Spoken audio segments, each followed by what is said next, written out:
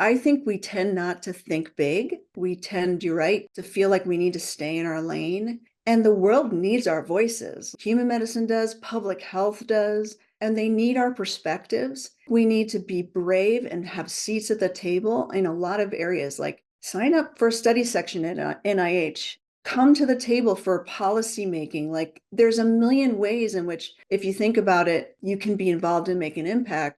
And it's okay to change lanes. Welcome to the Veterinary Cancer Pioneers Podcast, the show where we delve into groundbreaking work of veterinary professionals who are dedicated to advancing the field of veterinary oncology. I'm your host, Dr. Rachel Venable, and I'm thrilled to embark on this journey with you.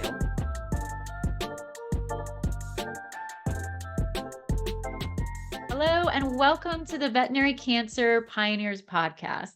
I'm your host, Dr. Rachel Venable, and I am so excited today to have our guest, Dr. Nicole Ehrhart. Dr. Ehrhart is the director of the Columbine Health Systems Center for Health Aging at Colorado State University and a full professor of clinical sciences at the College of Veterinary Medicine and Biomedical Sciences at Colorado State University. She holds the Ross Wilkins MD Limb Preservation Foundation University Chair in Musculoskeletal Biology and Oncology. Dr. Ehrhart is a boarded veterinary surgeon. She also has a fellowship in surgical oncology. She was a professor at the University of Illinois and then came over to Colorado State and has been working at the Flint Animal Cancer Center. She has led the Laboratory of Comparative Musculoskeletal Oncology and Traumatology, focusing on limb preservation research, regenerative medicine, tissue engineering, and cancer research. So much stuff to unpack there, and very interested to just see more about your career and how things have changed over time. She's also involved at Colorado State's University School of Biomedical Engineering, Cell and Molecular Biology program, the University of Colorado Gates Regenerative Medicine Center, and University of Colorado Cancer Center. Very excited to learn more and how you're working with so many different universities and programs. So quite excited to hear how you've done that and juggled everything. So without further ado, please join me in welcoming Dr. Nicole Ehrhart. Thank you so much for being on the show today. Oh, thank you for that very kind introduction. And I am thrilled to be here and to reconnect with you, and excited to share some insights and my journey. Yeah, thank you. I was excited to talk with you today too. It's been a hot minute since we were last together.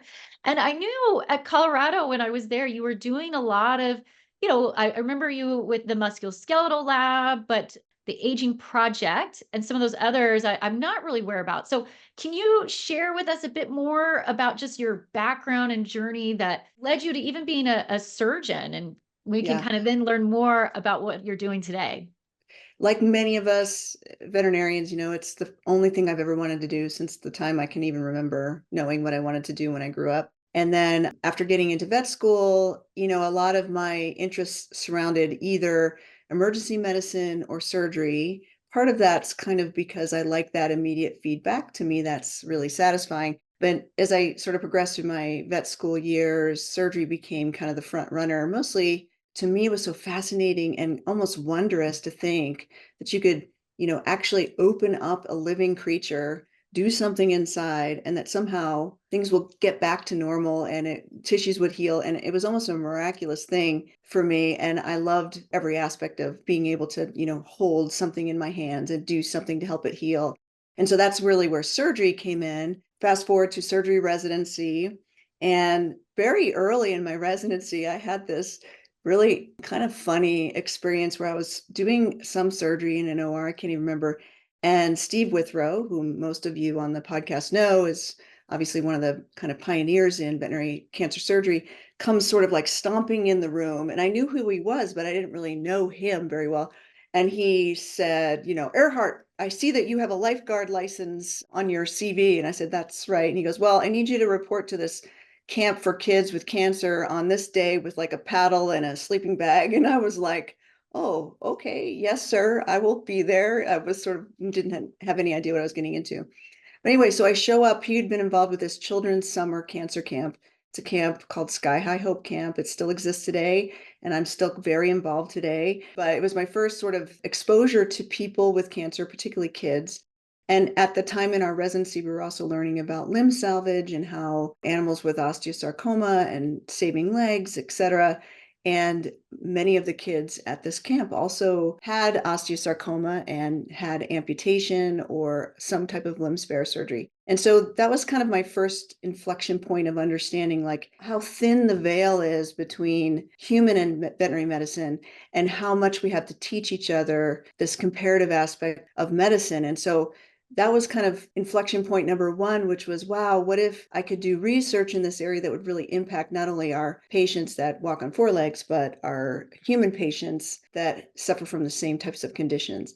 So that was the entry into cancer, specifically musculoskeletal cancer. And then in that process, got more and more involved with the impacts of cancer. So not only do people suffer from the disease itself, but the impact on their lives lasts decades after the treatment for cancer is over. And I saw that as sort of an underserved area to think about, kind of got involved with like, how do we improve the quality of life of people that have suffered from cancer, specifically musculoskeletal cancers, and how can we save limbs and prevent amputation in children that have bone cancer? So that kind of led into more of a regenerative medicine side of my research, specifically looking at, is it safe? Can we use some of the strategies that we would use, say, in trauma in a cancer setting or a post-cancer setting? So, for example, stem cells, if they activate the bone healing process, can they also activate any microscopic disease that may be floating around in the body? Or even locally in the surgery site. So that was kind of the journey to surgical oncology and my journey into research and comparative cancer research. And then I sort of started thinking about aging. And what an amazing experience going to that kids camp. Yeah. I remember being at Colorado, we would hear a little bit about it. I never went to that camp, but it sounds like it totally changed your life. Would you say that?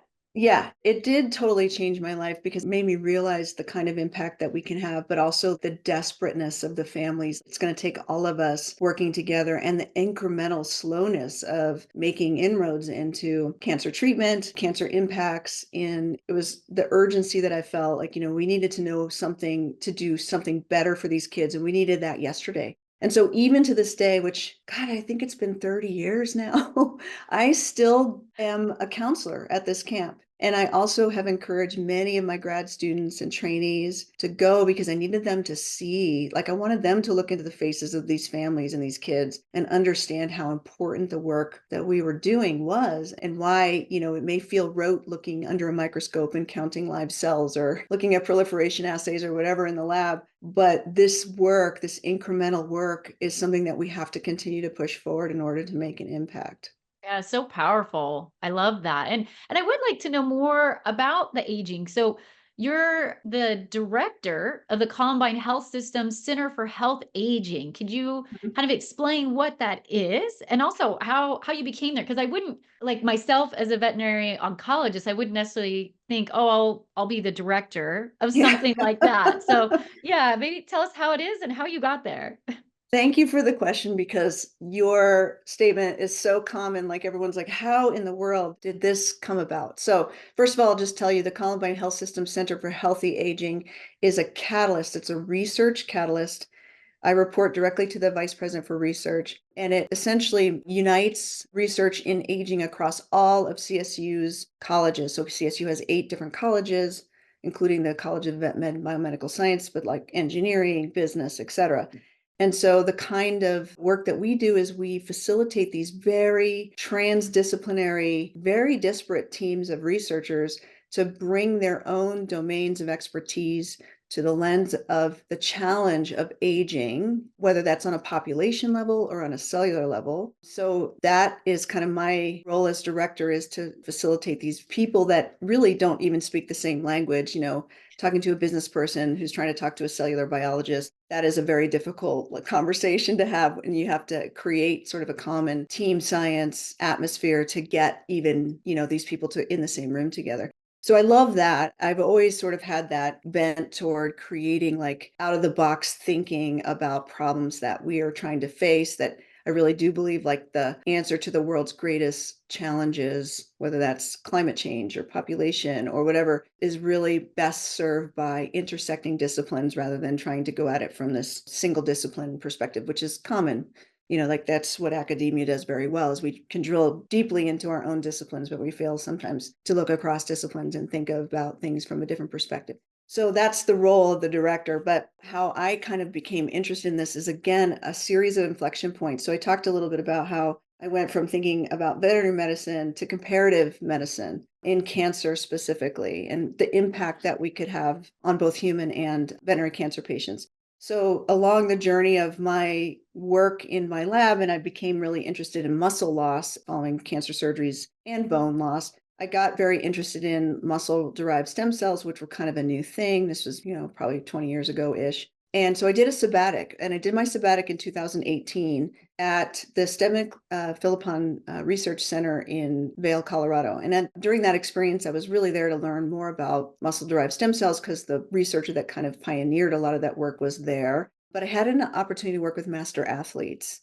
And I was specifically looking at the stem cells from their muscle and looking at these incredible athletes that are these high endurance people that are, over the age of 60. And their stem cells are very different than sedentary individuals at the same age. And they are more similar in terms of their function to young people. And so, kind of this, again, an inflection point in my work where I was thinking, we have spent all this time looking at strategies to reinitiate regeneration in the body. Like if you have a big muscle or bone defect, you basically exceed the body's ability to regenerate tissue. We as humans have a minimal amount of regenerative capacity, but if, these big defects, whether that's trauma or cancer, you just exceed your ability to regenerate the tissue that you've removed.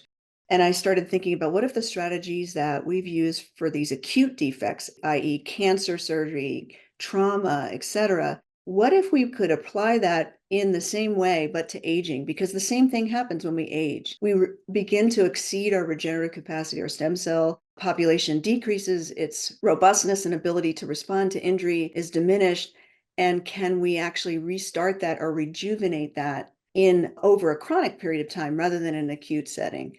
So again, that impact factor, right? Like suddenly I realized, okay, it's not just about veterinary medicine, it's about human and veterinary medicine. And then I started thinking, well, wait a minute, not everybody has cancer, not everybody has trauma and loses a limb or whatever. Everybody ages. So what if we could take the things that we're looking at in this acute setting and apply them in a more chronic setting? And that was another moment of wonder when I realized that if you look at the biologic drivers of cancer, the little circle that we're so used to seeing with genomic instability and telomere, et cetera, and you actually superimpose that on the fundamental drivers of cellular aging, you'll find that about 7 of the 9 big drivers are exactly the same. And so it was that moment where I was thinking, well, what if instead of kind of playing whack-a-mole with one disease at a time, let's solve heart disease, let's solve cancer, let's solve, neurodegeneration. What if we could look at something upstream? The common element of all of that is cellular aging. And those drivers of cellular aging are so similar to the drivers of cancer. So it's no wonder that age is the highest risk factor for most cancers, not pediatric cancers, but most cancers. And so can we even have a bigger impact if we start thinking about things upstream of an actual malignant cell and the drivers of aging, that biologic drivers of aging that are happening in the background are actually a targetable pathology that we can look at. So I started getting really, really, first of all, geeking out big time, but also really excited about the potential impact. Then when I got back from my sabbatic, this director position came up and I competed with other people. But one of the things that I felt was our differentiator as a new aging center associated with an academic institution was the comparative veterinary part of it, right? Like we've known this as cancer researchers our whole careers, that cancer in people and cancer in dogs and cats are very similar and that we can learn so much. But that was a new discussion among the aging researchers. And so if we were going to be the new kids on the block to have an academic center on aging, what distinguishes us from anybody else was the fact that we had this population of patients, dogs and cats, that are aging with us in our homes, exposed to everything that we're exposed to over time, with our similar socioeconomic kind of status, secondhand smoke, urban versus, rural lifestyles, all of those things. And can we just think about that from an aging perspective? Well, it's a great story. It was really interesting. And it is true. I hadn't thought about the similarities between cancer and aging. It is fascinating to hear like a lot of the same drivers it's just more of a chronic situation and how many more people you can impact. So I think that's really neat that you always seem to have this bigger picture in mind. You have this very narrowed focus on, like a specific disease, specific situation, but then you always keep the big picture in your mind of how many more people can we help? How many more animals? And I think that's really neat. I think that's very special. Not everybody certainly has that kind of outlook on the world. The other thing, I have a question because I might have missed this. You skipped over it kind of quickly. You said you were working with athletes, but they were 60 plus. How did you end up finding this community of 60 plus athletes? Yeah. Yeah. So the Stedman Philippon Research Institute is associated with the Stedman Clinic in Vail. And that is where a lot of athletes, including professional athletes and like figure skaters, tennis players, et cetera, all come for various different orthopedic surgeries. So there's a population of patients that are coming in to have whatever they're having done, whether that's hip replacement or ACL repair or whatever. And I was able to get consent from a number of different people that are master athletes to collect muscle during their surgery, just in through the same incision. I didn't collect it. I was just there with my little test tube waiting to get that muscle.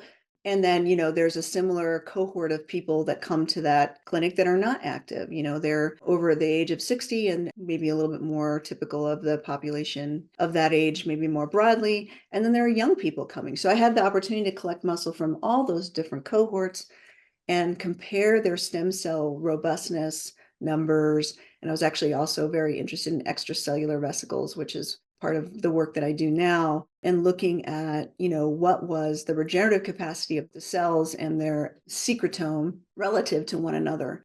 And exercise, as we know, is a longevity promoter, right? People that have lifelong habits of exercise live longer and they live more healthy. And so this is one aspect of aging is the stem cell exhaustion. And people that are active into older ages, their stem cell pool is bigger and their stem cells are more robust and proliferative. And so it kind of dawned on me like, we actually can change how we age on a cellular basis by some habits that we have. So clearly, aging on a cellular basis is modifiable, right?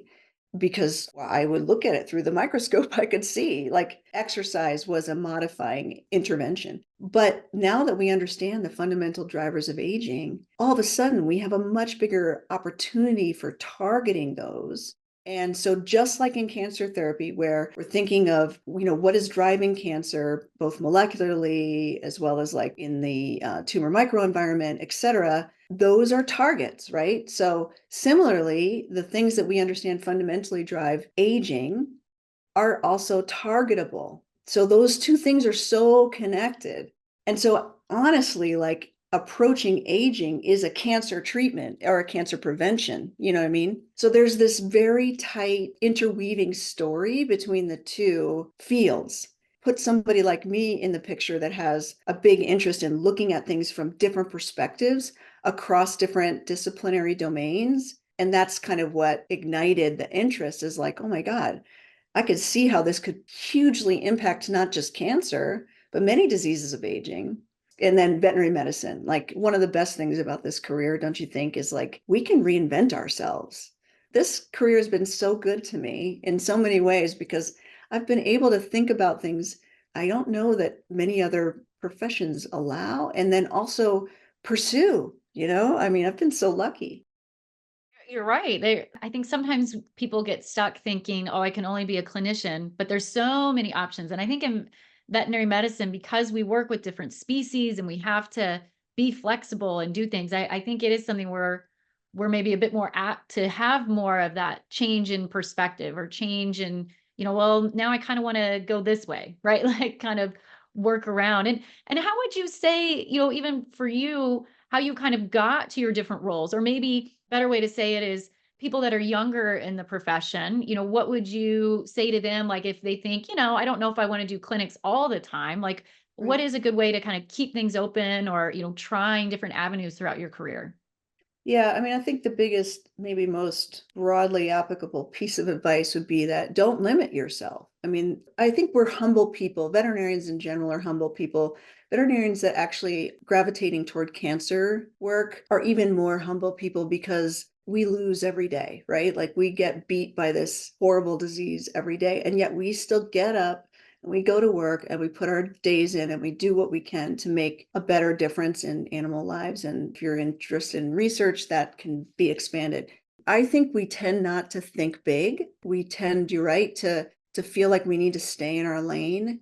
And the world needs our voices. Like, I really think human medicine does, public health does, and they need our perspectives. We need to be brave and have seats at the table in a lot of areas. Like, sign up for a study section at NIH.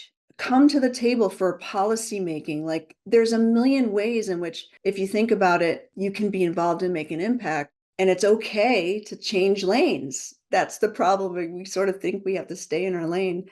I think this is a career that allows you to change lanes frequently. And I also think that it's healthy to kind of reinvent yourself every so often. It gives you longevity in a career, it keeps you from being burnt out for sure. So you can tell I'm really excited about all this stuff, but partly that's because I've been brave enough to take the leap. And I would encourage any young person who feels like they have a contribution or an idea to speak up. I think the world needs more veterinary voices out there. I love that. I agree. I think more veterinarians, we do have a diverse look at things, even, how we approach just a lot of different topics. So I think that's great. And I think you're right. It does help with burnout if you kind of mix it up a bit. Some people can keep doing the same thing every day, but I feel like a lot of us, you need to keep learning, keep adjusting, keep trying different things. And I love how, like you said, just being bold and brave enough to step out of the lane, right? Step out into something different and kind of doing what all of this, how would you say you kind of balance yourself? You're a researcher, educator, clinician, and family, all kind, you wear a lot of hats. So how do you do that? Generic answer is not always well. Work-life balance is a constantly moving target. It's kind of a mythical thing, right? It's not like there's work on one side and life on some other side, and we're trying to like put some type of percentage of our effort or energy into both or each. It is really kind of an integrated life. And so work is as much part of my energy and life. And I think for a lot of us it is, as family, as my like community, as my definitely a work hard, play hard person, which I think has helped. Like I work hard, but I also really work hard at playing, like not just physically working, but like I make sure that I can do fun things for myself that are really enriching to my mental health and emotional well-being and all that stuff. The answer is maybe a little less satisfying. I wish I had like some recipe, but I would say, and I think this is true particularly for women, especially because we have like this time clock about childbearing years, and we're usually in the middle of building our careers during that period of time and stuff. And we can't do it all the time, but what we can do is live an integrated life that is seeking out like fulfillment on so many different levels, and whether that's motherhood and work and research and community engagement, whatever it is that you're is kind of like, melts your butter, you should allow yourself to have something from each of those areas and in your life. I will say, as I took this director position, and certainly throughout my career, this has been a drift from less and less clinics to more and more research. And the fact that I've been at an institution that has encouraged that and allowed me to explore different ways in which I could balance clinic and research, and then ultimately like became this director, I really had to lay down clinic because it was something I couldn't do both. I miss it a lot, but I do get to cover for surgical oncology on the oncology service every now and then. So that's fun. I get to come back and play. I do a lot of research surgery, so I'm still keeping my skills up. So yeah, I mean, I think your life progresses and you sort of have these different life phases, young parenthood, and then different as your children leave the home, and then you have aging parents. Like there are different things that are pulling on you all the time. So again, I think you have to give yourself a bit of a break, that you don't have it all dialed in, because it's always changing. As soon as you get it dialed in, it changes again, right? And I think I've learned that like I used to think I somehow would have all this guilt, like whether it was mom guilt or work guilt or whatever, guilt for a million things. And I started giving myself a bigger break and being like, you know what? You're doing okay, And so anyway, I don't know if that's that helpful, but I hope people can at least be a little bit more gentle with themselves about that stuff.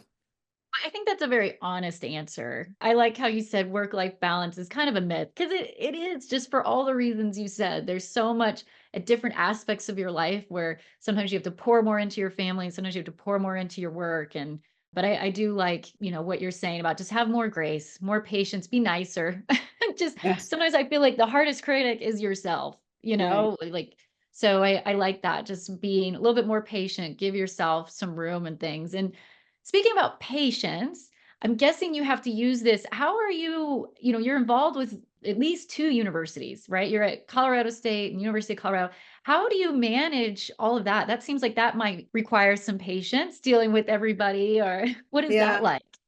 Well, it does in the sense that like there's a lot of moving parts all the time and keeping everything straight is my biggest challenge. And like going from having the hat on about, talking about cellular biology and some kind of NIH grant submission, and then immediately switching over and looking at like public policy and like having roles in those different areas, it's a little ADD like. I feel like that's my biggest challenge is I kind of have to switch lanes really quickly or switch tracks really quickly on a given day because there's a lot of different roles. But the best part about it is that I work with these different people in different institutions that have different skill sets and perspectives. And for me, that's extremely like energizing to talk to people that are so different. When I first took this job as the director for the Columbine Health Systems Center for Healthy Aging, I was like talking to people that are like behavioral and social sciences. And like, I mean, just they were blowing my mind with some of their insights and the ways they look at things and even their just, for example, working with engineers, because I like how they think so differently than people that are biology based in terms of, we accept this amount of chaos that's occurring in a biologic system. They have this like sort of formulaic approach to things. And I cannot think the way they think, but I can be really inspired by their entire like approach that's so different than mine. And so the patience part is the patience with, I got to get my head around the next meeting and like, God, I got to switch from, one thing that's completely different and then talk about something different and be completely engaged. That's the hard part. But the fun part is, yeah, there's so many different roles and perspectives and people that I get to interact with. So I enjoy that. That sounds really exciting, and it is neat, especially when you see how different people tick, right? Like, how they think, how they work, and, it sounds like everything you're doing with the aging project is really exciting. Are there any other, especially working with all these different individuals, any other specific things down the pipeline that you're really excited about? For me, I think both in the human population and veterinary population, some of the biggest exciting things are around the concept of understanding the fundamental drivers of aging that has now allowed us to have real interventions and not just lifestyle stuff that you have to have done all your life to get the benefit. Talking about like therapeutics, like pharmaceutical ways in which we can target and modulate aging, as well as, again, those things are also things that we've either been doing in cancer and now are applying them in a very different way, or they're things that are so upstream of cancer that I think we're going to have broader impacts. Again, looking at the common element between all the different age related diseases that we get as we get older and thinking about how we can impact all of them simultaneously by looking at a target upstream of what happens in order to create those. I think we're, in general, as clinicians, we are treating one disease at a time. We wait until a disease manifests, we diagnose it, then we treat it. But there may be a very different approach where instead of waiting until we have enough accumulated damage that results in some disease, right? Older bodies are made of older cells. Older cells don't function the same way. There's a time-dependent change in their function. And when enough of those cells accumulate, the system doesn't work. We recognize that as disease. But we could now know upstream of that disease that something's not right, and we can actually target that something. And how is that now going to impact the diagnosis of cancer? How is it going to impact the diagnosis? Like, will we be able to live healthier for longer before we're burdened with these diseases of age, including cancer? And I think the answer to that is yes, and specifically like some very, very exciting things in the pipeline, things like cynotherapeutics, different aspects of immune regeneration so that our immune systems are better able to detect cancer and fight cancer. That's the kind of stuff that I think is going to make the biggest health impacts in the clinic. And those things are in trial now, like a lot of them, not many, but enough that I think we're going to start seeing some real improvements in real impact in health, both in veterinary and human medicine. And quite frankly, I think we as veterinarians have a very, very pivotal role in that translation, as we know in cancer, right? But I think also in the aging space too. Yeah, that all sounds really exciting. And it's interesting to even think about aging in the way that you're talking, in the sense of like, can we even approach medicine differently? Like, can we, try to prevent more, like you said, live longer, healthier lives before waiting for the disease to necessarily manifest? That's really exciting. That will be neat to see how things come along and things coming down the pipeline in veterinary and in people. So that will be really interesting. Yeah. And I think one thing that the Center for Healthy Aging is kind of unique also is that we can run in parallel human and veterinary clinical trials. So it's not like it has to be done sequentially. And, we've seen examples of that in human medicine and veterinary medicine as well, specifically in cancer. I think veterinary oncology was pioneering in terms of really getting that comparative conversation off the ground. And for all of us who are involved in veterinary cancer work, it's really kind of obvious to us, but it's so interesting how the lack of understanding among the general medical field about the value of comparative medicine. And it's been surprisingly hard to get buy-in in the aging field about the dog as a very powerful model for human aging, because it took 30 years or 40 years for that to even kind of be an accepted thing on the cancer side. It's almost like I'm starting from ground zero, although I will say that there's enough people now involved in cancer and aging that like the conversation's getting much easier. But I do think that there's still a lot of work to do, and it is like pushing an elephant down a hallway at times. Oh no. Well, you bring up so many good points, as far as like the dog lives with us, doesn't like socioeconomic, it's the same, secondhand smoke or not, or whatever they're exposed, and yeah, I guess we just have to keep moving that conversation forward. But whenever I talk to friends or family and mention, about how the dog can be such a good model for cancer, they're always kind of blown away. Like, I guess we are used to thinking and hearing about that just from our training and education. But yeah, most people just don't really think about the dog that way.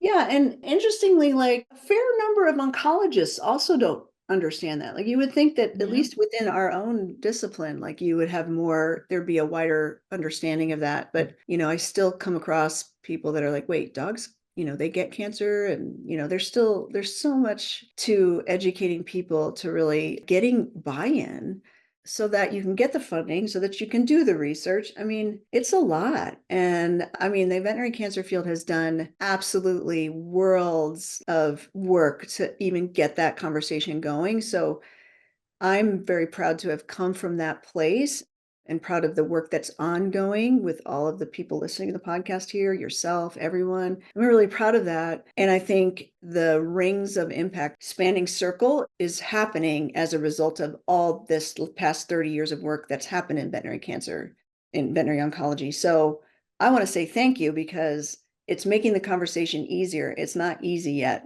on the aging side, but there's still, again, this interwoven story that continues to sort of play out. And it's a really fun place to be at this point in my career.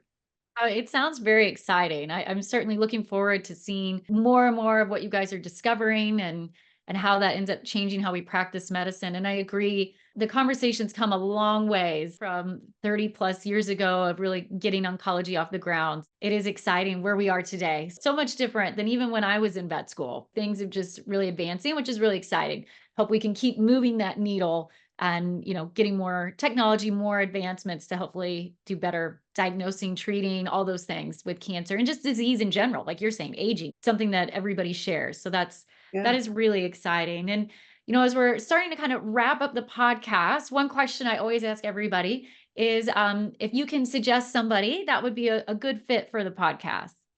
I don't know if you've had a chance to talk to people like Yola Kerpenstein and others who were really early in the fellowship program, myself included, but really kind of got specialty, some people would call subspecialty or fellowship program trainings off the ground. It started at CSU, but now is part of the ACVS kind of fabric. I'd love for, to hear other people that talk about, where is veterinary medicine going, especially in specialty areas, and How do we continue to have a pipeline of people that are highly, highly trained to work in this really interdisciplinary field, which cancer is? I mean, it's radiation oncology, it's surgical oncology, it's medical oncology, it's immunology, and being a leader in that space and being able to be fluent in these other areas, not just surgery, but like understanding how radiation fits into that, understanding how medical oncology does, and ordering treatments to optimize. I think those are really interesting conversations, and people like Yola and others who have been really kind of pivotal in some of the early discussions about how to create fellowships in a way that allow young people to become leaders in these spaces that can really elevate the single discipline to be more multidisciplinary and fit in. Yeah, that sounds like a great topic. And it is important because I do think, just even in veterinary medicine, there's been a lot of talk about, do we have enough vets, or, and just even, yeah, looking at specialty and subspecialty. So I think that sounds great. We'll definitely reach out. Great. Yeah. And, he's also an industry person, like, thinking about industry and academia and private practice, and how is that going to play out in the next 10 years, in the next 20 years? I think those are really interesting questions. Yeah, yes. Academia, industry, all this, it's all changing, over time in the landscape. Thank you again so much. This has been really fascinating to hear and think about aging and cancer and just learning more about your story and your career. So I know our audience is all really going to enjoy hearing this. And thank you so much for taking the time to talk with us today. Yeah, thank you. It's been a great pleasure, and I look forward to listening to more episodes of the podcast. Thanks. Well, that's it for this episode of the Veterinary Cancer Pioneers Podcast. If you enjoyed this episode and gained valuable insight, we would be so grateful if you could share our podcast with your friends and colleagues. And it would be even more wonderful if you want to give us a 5-star rating, positive review, or any kind of feedback on Apple Podcasts or wherever you listen. The Veterinary Cancer Pioneers Podcast is presented to you by ImproMed.